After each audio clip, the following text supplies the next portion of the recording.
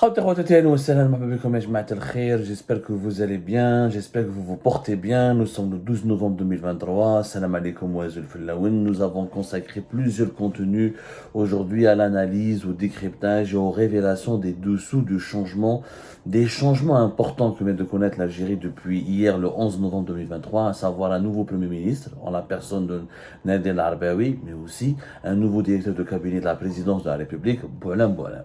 Nous avons de ce là diffusé plusieurs émissions plus petites, enfin, d'un volume beaucoup moins ambitieux, d'un volume beaucoup moins épais, avec une durée, on va dire, moins importante que d'habitude, parce qu'on a remarqué que les émissions d'une vingtaine de minutes sont très compliquées à digérer pour notre communauté, et les thèmes et les sujets sont tellement importants que nous préférons vous permettre, vous offrir des contenus de 6 à 7 à 8 minutes, durant lesquels vous pouvez bien assimiler les informations et l'analyse concernant les dessous des opérations et des manœuvres qui se déroulent en ce moment au sein du Sahel algérien. C'est très important de les comprendre parce que ça a un impact direct sur le quotidien de notre population et sur l'avenir immédiat de notre chère Algérie.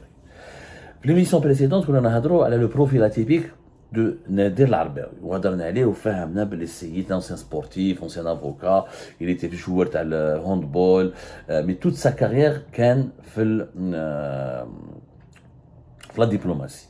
Et nous avons expliqué que son défaut, son grand désavantage, c'est ce qui nous inquiète d'ailleurs, c'est peut-être sa méconnaissance presque totale, étant donné qu'il a fait toute sa carrière à l'étranger, qu'il a travaillé uniquement sur les dossiers de relations internationales et les dossiers diplomatiques ou géopolitiques, sa méconnaissance des dossiers socio-économiques locaux, des problématiques locales et nationales et des complexités et des spécificités locales et nationales.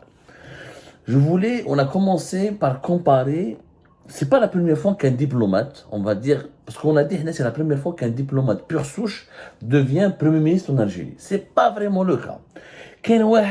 Un ex-chef du gouvernement, Ousmane Reda Malek, il a dirigé le gouvernement algérien au début de la décennie noire, entre août 1993 et avril 1994, qui était lui aussi diplomate, puisque Reda Malek était ministre des Affaires étrangères entre février et août 1993, et auparavant, qu'un ambassadeur au Royaume-Uni 1982-1984, il était surtout ambassadeur d'Algérie pour les États-Unis d'Amérique 1979-1982, ou qu'un ambassadeur fait Belgrade, à Paris, à Moscou, il a fait une grande carrière de diplomate. Sauf que, à la différence de Nader Arbaoui, Reda Malek, avant de devenir diplomate, il avait déjà dirigé, il avait déjà connu, il s'était déjà frotté avec les problématiques et les dossiers locaux et nationaux de la politique interne de l'État algérien. Je vous rappelle que Reda Malek était journaliste, كان حاكم الquotidien المجاهد. Ensuite, il était ministre de l'information de la culture entre 1977 et 1979. Ensuite, il a été président du Conseil national consultatif. En bas des caves, les années 90, il était membre du Haut Comité d'État qui était à l'origine de l'instance dirigeante de l'État algérien qui avait été mise en place au lendemain de l'interruption du processus électoral en 1991 en Algérie. Donc, à la différence de Nader Arbaoui, c'est que Reda Malek a une expérience locale. Reda Malek, c'est un poids lourd de l'histoire de l'Algérie. Il était ancien moudjahid, il a été l'un des fondateurs de l'Union générale des étudiants musulmans. Au la guerre de libération, un militant actif, il a conduit les négociations des accords d'Évian. Il avait une bonne connaissance de la situation interne du pays, des rapports de force au sein de l'État algérien et au sein de la société algérienne. C'est ça la difficulté. C'est pour ça que, franchement, le Nader Arbaoui, c'est une surprise. C'est à la fois une bonne surprise, comme dans l'émission précédente, parce que c'est une nouveauté, c'est une innovation, mais c'est aussi un pari risqué. C'est un pari très risqué pour Abdelmajid Tebboune, parce qu'il a un profil le profil de Nader Arbaoui est déconnecté des véritables préoccupations et problèmes locaux et nationaux de l'Algérie. Dans l'histoire de l'Algérie, vous n'allez pas trouver l'équivalent de Nader Arbaoui. Nardou, par exemple, un autre premier ministre. Aïe. Nardou, Bled Abdeslam. Bled Abdeslam, qui était premier ministre, chef du gouvernement, toujours au début des années 90, on a choisi la période la plus proche. Il était chef du gouvernement entre juillet 1992 et août 1993. Bled Abdeslam a, par exemple, cumulé plusieurs postes importants et il a cumulé une importante expérience importante avant de devenir Premier ministre, avant de devenir chef du gouvernement. Il était par exemple ministre de l'économie entre 92 et 1993. Il était ensuite, il était auparavant directeur général de Sonatrach entre 64 et 66. Ministre de l'Industrie, ministre des Industries légères, en 1977 à 1979. C'est-à-dire, il était même ministre de l'Industrie et de l'Énergie, parce qu'il a pris l'énergie plus tard, jusqu'à 1977.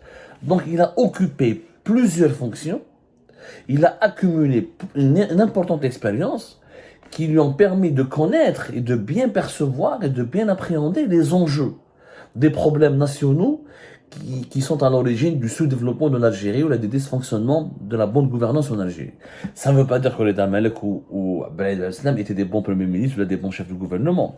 Mais ils avaient la capacité ou l'opportunité, grâce à leur parcours et à leur expérience, d'appréhender les enjeux comme il se doit. Les enjeux du développement et du sous-développement en Algérie. Mais ils n'ont pas fait l'étranger. Ils n'ont pas travaillé uniquement que sur les dossiers socio-économiques. Par exemple, un autre chef du gouvernement, très connu, c'est Ahmed Ghazali. Dans les années 90, donc nous allons voir les profils des premiers ministres récents. C'est Ahmed Ghazali qui a dirigé le gouvernement algérien de 91 à 92. Il était déjà auparavant, parce que voilà, très bien. C'est Ahmed Ghazali, il a été aussi diplomate, parce qu'il a été ministre des Affaires étrangères de 1989 à 1991. Mais auparavant, il était ministre des Finances de 88 à 1989. Il était ministre de l'Hydraulique de 79 à 81. Il était ministre de l'Énergie et des Industries pétrochimiques de 1977 à 1979. Il était lui aussi PDG de Sonatrach entre 66 et 77. C'est l'un des plus anciens, les plus importants PDG de Sonatrach dans l'histoire du pays. Il est resté pratiquement 10 ans, 11 ans à la tête de Sonatrach. Donc, il a une expérience locale très importante. Une expérience nationale hyper importante, hyper stratégique, qui lui a permis de pouvoir ensuite grimper les échelons et de devenir chef du gouvernement. Et même s'il n'a pas fait que des bonnes décisions, Sidi Ahmed Ghazali reste quand même l'un des plus importants chefs du gouvernement dans l'histoire du pays. Récemment, on a Ouyahia par exemple. Ouyahia, qui était plusieurs fois chef du gouvernement et plusieurs fois premier ministre. Ouyahia, alors, son dernier mandat premier ministre, 2017-2019. Auparavant, directeur du cabinet du président de la République, Kemal Nader Al-Arbaoui, parce que ils ont peut-être une caractéristique commune. Ouyahia, avant de devenir Premier ministre en 2017 jusqu'en 2019, il était directeur du cabinet au niveau du palais présidentiel d'Al-Mouradia entre 2014 et 2017. Auparavant, il était chef du gouvernement de 2003 à 2006, ministre d'État, conseiller spécial au niveau de la présidence de 2022 à 2003, ministre de la Justice de 1999 à 2002, ou les affaires étrangères, parce qu'il était secrétaire d'État à la coopération et aux affaires maghrébines de 1993, de septembre 1993 à mars 1994. Donc, les caractéristiques communes de Ahmed Ouyahia et Nader Al-Arbaoui, c'est que Ouyahia, qu'un directeur de cabinet avant de redevenir Premier ministre, alors qu'il était déjà chef du gouvernement, mais dans une autre période, Ahmed Ouyahia, c'est l'un des dirigeants qui a occupé le plus, qui a cumulé le plus de fonctions au cours de l'histoire de l'Algérie récente et indépendante. Il a commencé sa carrière en tant que dirigeant de l'État algérien de début des années 90 jusqu'à 2019. C'est l'un des dirigeants les plus emblématiques du régime algérien. Mais il a une expérience locale importante. Ministère de la Justice, conseiller de la présidence, il connaît l'administration locale. Il avait vraiment plusieurs années, il a cumulé plusieurs fonctions. Il a une expérience locale très importante. C'est ce qui lui a permis d'ailleurs, il était le leader du RND, il a fait de la politique en Algérie. Et pourtant, qu'un ambassadeur ouazani, par exemple, Yahya, il était ambassadeur d'Algérie au Mali, entre 1992 et 1993.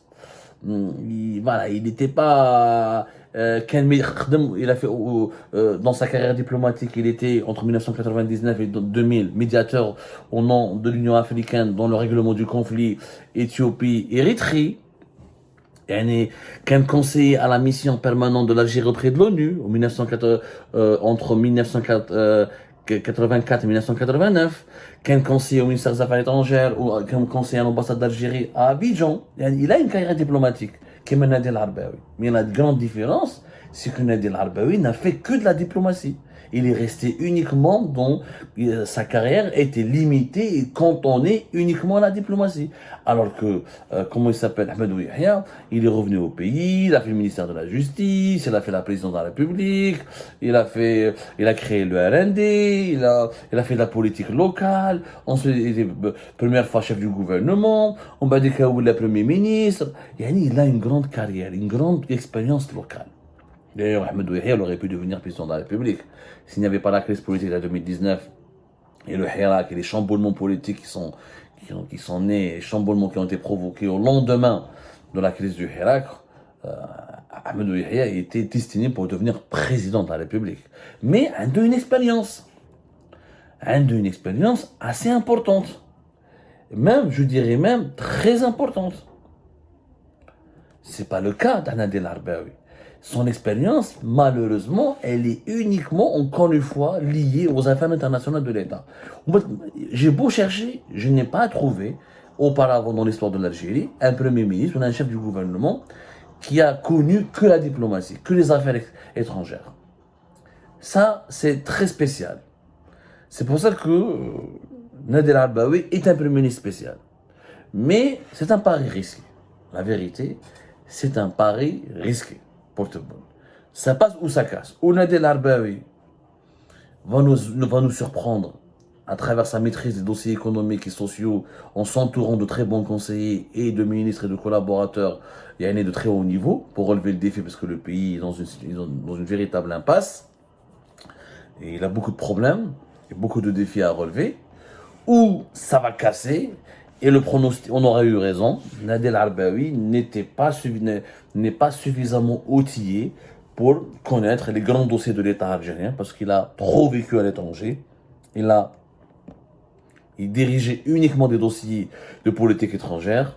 C'est ce qui ne lui permet pas, peut-être, de réussir sa mission de Premier ministre. On le saura en tout cas dans les jours à venir, le premier indice sera la composition de son gouvernement et la composition de son propre cabinet.